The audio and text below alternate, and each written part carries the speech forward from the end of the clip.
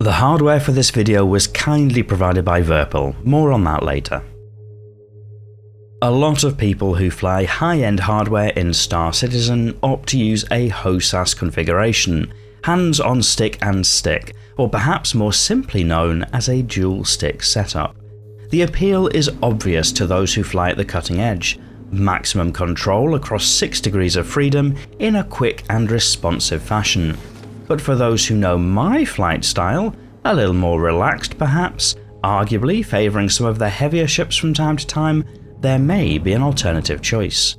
I'm Forrester, and this video will suggest a more traditional alternative to the popular choice, showcasing a little hardware kindly provided by Virpil controls to illustrate the concept.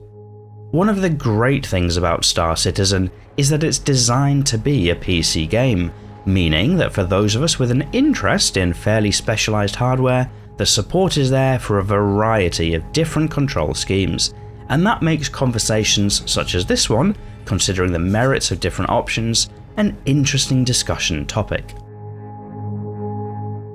But first, since I ticked the sponsored video box, it's important to talk about what it means for this to be a sponsored video. So no money changed hands to make this video, but all of the Virpil hardware that you see was sent to me free of charge by Virpil. Whilst this video showcases some of those VPC products to explain how a HOTAS might be used in Star Citizen, it's not intended as a review, although if you'd like to see that in future, please let me know in the comments. So with that out of the way, let's explore the traditional alternative. Many modern fighter aircraft use a HOTAS or hands-on throttle and stick setup. The setup works very well for something that essentially moves forward at different levels of thrust, but may be less optimal for complicated maneuvers involving thrusters around a ship in a vacuum environment, such as in spaceflight in Star Citizen. That's not to say impossible. In fact, with high-end controllers like the ones shown here from Virpil, there are often so many different axes that many things are possible. But for those who want to perform detailed and highly accurate maneuvers, perhaps like low-level flying or racing or intricate dogfighting, the dual stick setup is understandably popular for a high level of granular control. But as somebody who plays Star Citizen for far too many hours every week, those things aren't how I spend the majority of my time. One day might be hauling cargo, or salvaging shipwrecks, or a spot of mining, or perhaps a little combat against NPCs. For such use cases, the comfort and convenience of the HOTAS setup can't be underestimated. First of all, there's a lot of muscle memory that can translate neatly across for those who have flown with such a setup in more traditional flight sims like DCS World or Microsoft Flight Simulator. The controls of a HOTAS neatly transfer across and then back again into Star Citizen. With careful use of bindings, the strafe directions are still included, but strafe maneuvers in a larger ship are more likely to be gentle nudges rather than precise reflexes.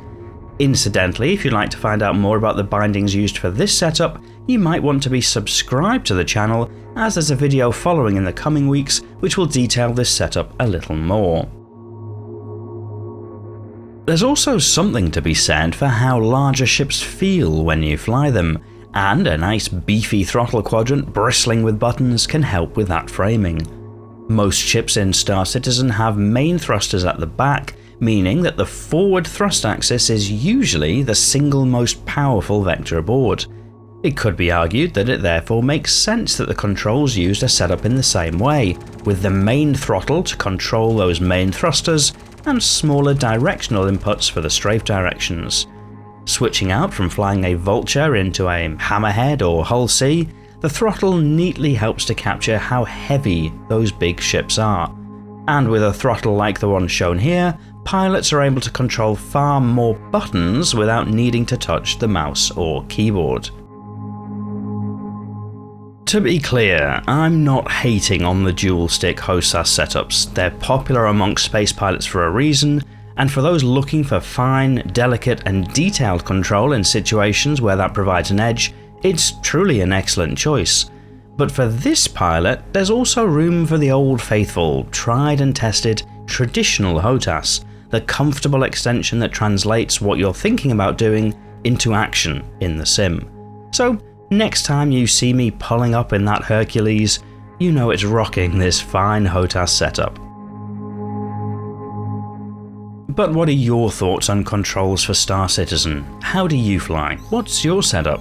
I'll be interested to read your thoughts in the video comments.